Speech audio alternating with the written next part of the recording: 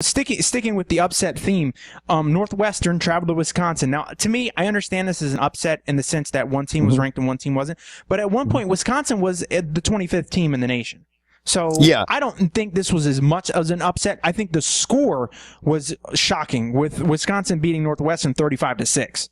Right. I think what hurt Wisconsin more so than their loss to Ohio State was the loss they took by the hands of Arizona State. And everybody, that knocked them out of the top 25.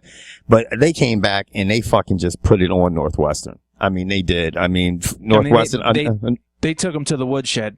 They did. Another team that did not get in the end zone Saturday. That was an upset. Then we had another upset, which was it was literally upset. We had the game that was possibly the game so far of the year, and that was Michigan travel. Well, I was going to say save that one. Let's talk about the other upset game with Stanford going to Utah. You're playing.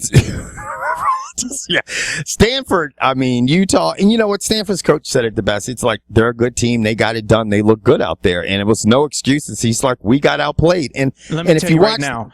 Under no circumstance should the number 5 team lose to an unranked team ever in the history of Everdom. That shit should not happen, and it happened. I understand they had to go on the road, but you do not. Championship teams do not lose that game.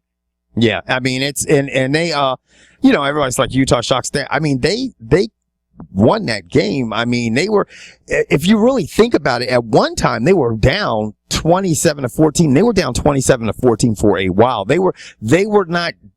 I wouldn't go so far as to say dominating, but they were handling fucking Stanford easily in Utah. And Stanford still has a chance to win the Pac-12, but they turn around next week, play at home, and they're hosting UCLA. UCLA's 9. Stanford went from 5 to 13. If Stanford loses this game, they might be out of the top 25. They have to win this game to stay in the top 25, in my opinion. When they face UCLA? Yeah, they're playing home next week versus UCLA. Where did they drop to in the rankings? Do you know? They went from number 5 to number 13. If they lose to UCLA, who is now ranked higher than them, they will probably stay in the top 25 because UCLA hasn't had a loss this year. Two losses in a row.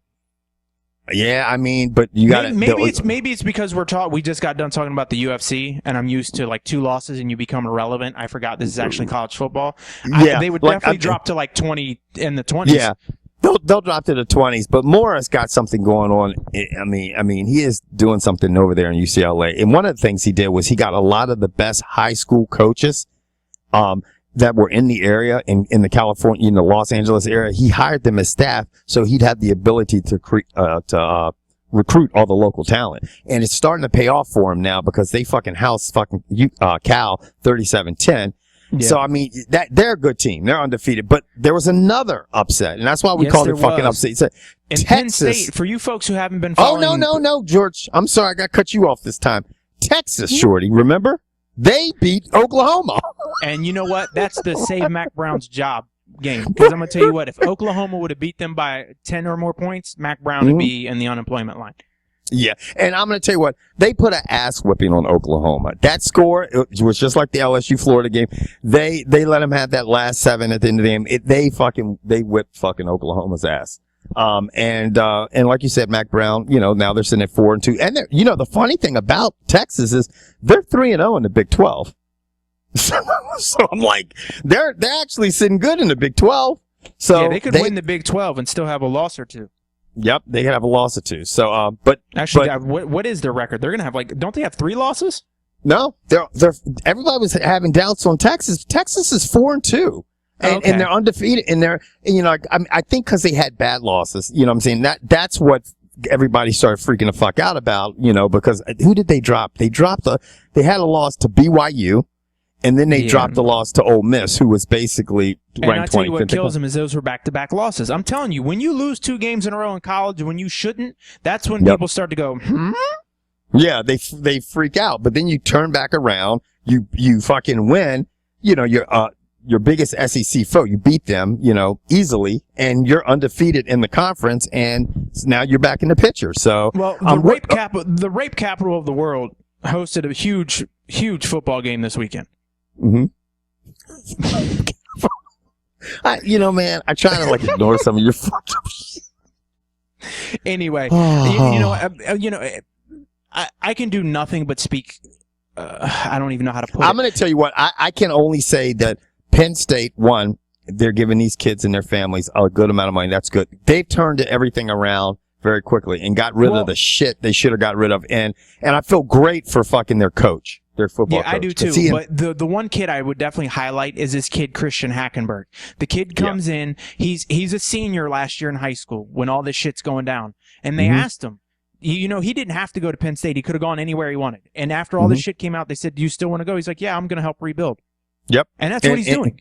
Yeah. And he's starting as a true freshman. He put that team on his back and he played his ass off. And that team put won the team in, on his 4 back. overtimes? Right. They went in 4 overtimes. It was the most bizarre circus. The way that Penn State even got to tie the game was like circus catches. I'm serious. When I say circus catches, circus fucking catches. And anybody out there who saw the game has got to agree with me. It was spectacular, George. And I was texting you going, are you watching this crazy shit? And then the shit that happened in overtime again and again. The kickers going 1 for 3. Both kickers going 1 for 3 and field goals that are all inside the 40. And you know the field goals are not long because they start off at the 25. So they were hacking shit. Michigan's kicker had not missed the field goal going into this game for the whole season. Now, and then he misses the quarterback for Penn State. Now, I understand for you people who are not Penn State fans, you're Michigan fans, you're going to rip me to pieces because he was 23 for 44, 305 yards, 3 touchdowns, and 2 picks. But he's a true freshman. And I understand you're probably looking at the kid from Florida State going, well, he's not as good as him. Just relax, okay? The kid's going to be good. He's going to be around for a long time. He's fucking 18 years old, man, you know? Yeah, Fucking 18 years old, and he's playing the 18th ranked team in the country. You know, I mean, no one expects you to win. Penn State's 4-2 right now, and they're 1-1 in the Big Ten. They're in the mix. You know?